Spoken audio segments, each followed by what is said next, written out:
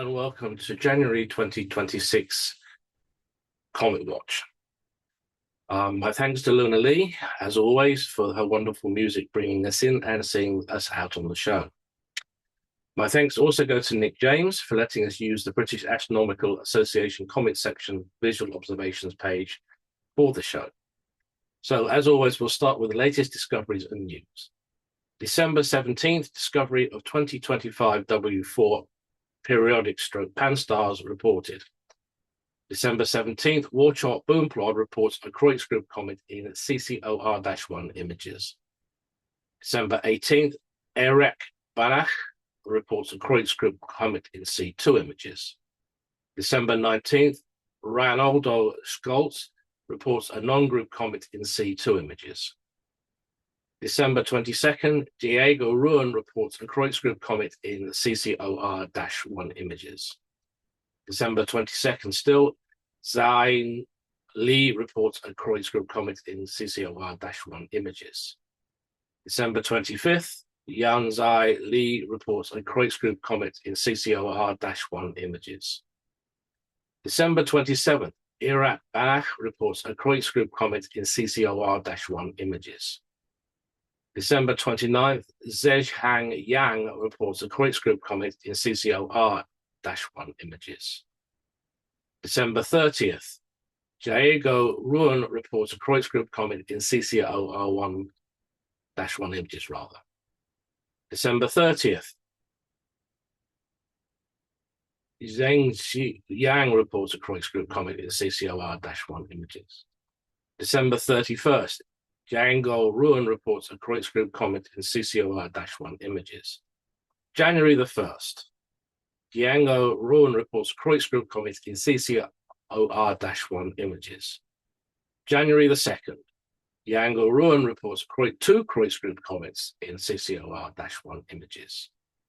January the 3rd, Michael Stark reports a Kreutz Group comet in CCOR-1 images. January the 5th, Erak Banach reports a Kreutz Group comet in CCOR-1 images. January the 5th still, Peter Barrett reports a cracked comet in archival C2 images. Still with January the 5th, Diego Ruan reports a Kreutz Group comet in CCOR-1 images. January the 6th, discovery of 2025 X1 pan-stars reported.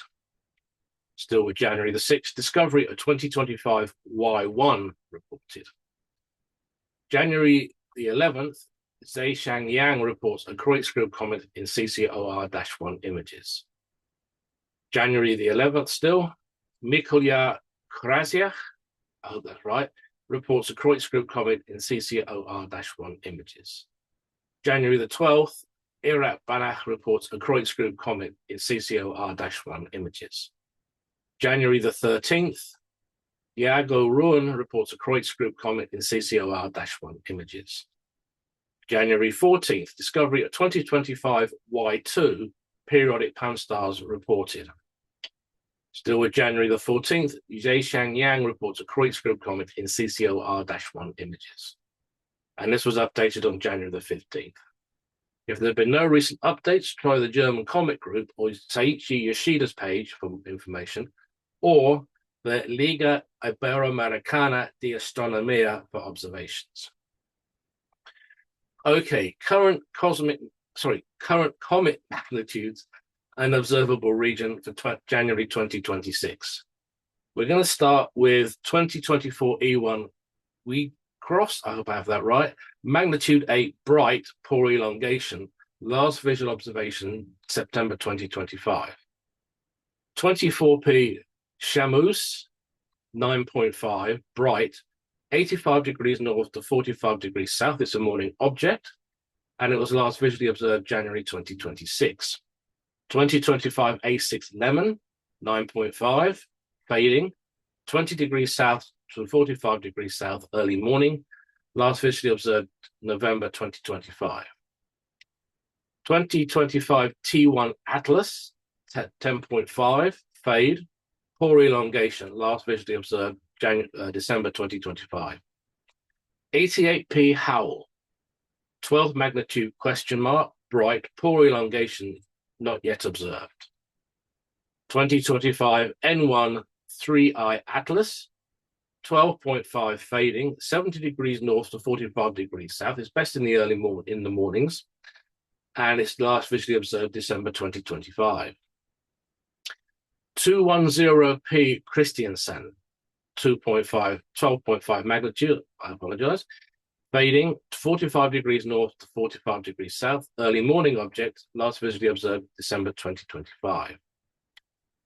240P Niat, the 13th magnitude, fading 75 degrees north to 45 degrees south, best in the evening, and at last visually observed December 2025. And my favorite, the London Postal Address Comet, 29P, Vasman Wachman, SW1. 13th magnitude, question mark, varies 55 degrees north to 50 degrees south. It's a morning object, last visually observed December 2025. There is a pro-am collaboration going on at the moment with this comet. Any observations can be passed to Dr. Richard Miles, who will be gratefully accepting me. To my knowledge, they're really looking for photometry and not color images. Next is 235P Linear, 13.5 magnitude, steady, 45 degrees north to 35 degrees south, morning, 25th December 2025, last visual observation. 2025 R2 Swan, 14th magnitude, fading, 70 degrees north to 35 degrees south, evening object, last visually observed December 2025. 2022 N2 Pan-STARRS, 14th magnitude, fading, 85 degrees north to 35 degrees south, best in the evening, last visually observed December 2025. 2025 R3 Pan-STARRS, 14th magnitude, question mark, bright, 80 degrees north, 10 degrees north, morning, not yet observed. And finally, 10P Temple, 14th magnitude, question mark, bright, 40 degrees north to 20 degrees south, best in the early morning and not yet visually observed. Okay, details are normally updated fully at the beginning of each month, but some minor updates may be made more frequently for brighter comets in particular. The last partial update was January the 13th. The magnitude is always a rough value for the mean magnitude reported. Some observers may see the comet brighter than this, whilst others may see it fainter. It's like the old saying, comets have tails, and they're like cats, they do with them as they wish. I know I probably got it slightly hacked up, but never mind. The observational region is an approximate indication of the latitude at which the comet may be seen. Under good conditions, comets may be visible outside this range. So obviously the period when visible is for the UK, but if the comet is visible from the UK, otherwise for 30 south or the equator as appropriate. The last visual observation, obviously, is of course as received by the section, where details are often updated on the basis of observations published elsewhere. This is the important bit. If you're a beginner at comet observations, you're going to find comets fainter than about 7th magnitude difficult to locate. However, on the comet section page, which I'm using right here, there are positions and finder charts that you will find helpful. So, okay, a Kreutz group comet has been discovered while still some way from the sun. For obviously the MPC1 accept archival observations, so the described arc is not yet long enough to determine an orbit. Although adding the archival observations makes it clear-cut, it is a southern hemisphere object and poorly placed after perihelion. Unless it becomes very bright, we may not see it from Europe. As I said earlier, 24P is near its brightest. 2024 E1 is brightening and may reach 6th magnitude to visual observers. It remains poorly placed into January, but is currently visible in the solar coronagraphs at about 9th magnitude. 2025 R3 is apparently brightening rapidly, although it's in a star-rich field. The 43rd volume of Comet's Tale was compiled by Nick James, and that was published in late May. Contributions for the next issue, possibly out in January, are welcome.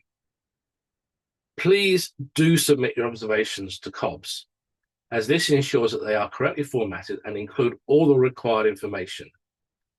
So that will allow both Nick James and Jonathan Shanklin to extract observations from COBS from observers who are affiliated broadly to the BAA group, or have notified Jonathan and Nick that their observations can be used by the BAA. The comment notes in the TA that these observations are downloaded at some point during the first few days of the month. So the big thing is, if possible, please submit your observations promptly so they can be used not only by the Comet section here at the BAA, but by the Association of Planetary and Lunar Observers as well.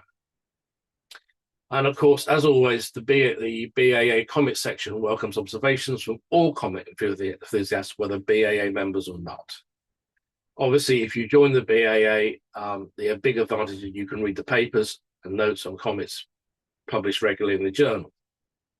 So that is going to conclude this month's show. I will be back in mid-February to do the February show. In the meantime, obviously, if I can find somebody who will join me, it will get a little bit more fun. We'll have discussions about comets, obviously, and we'll see where it goes. I would really like to bring the show back to what it was in previous years. And obviously, if we can get at least 2 more hosts, we will then start looking for guests. So if you're interested in either becoming a co-host on the show or you want to be a guest, please let me know.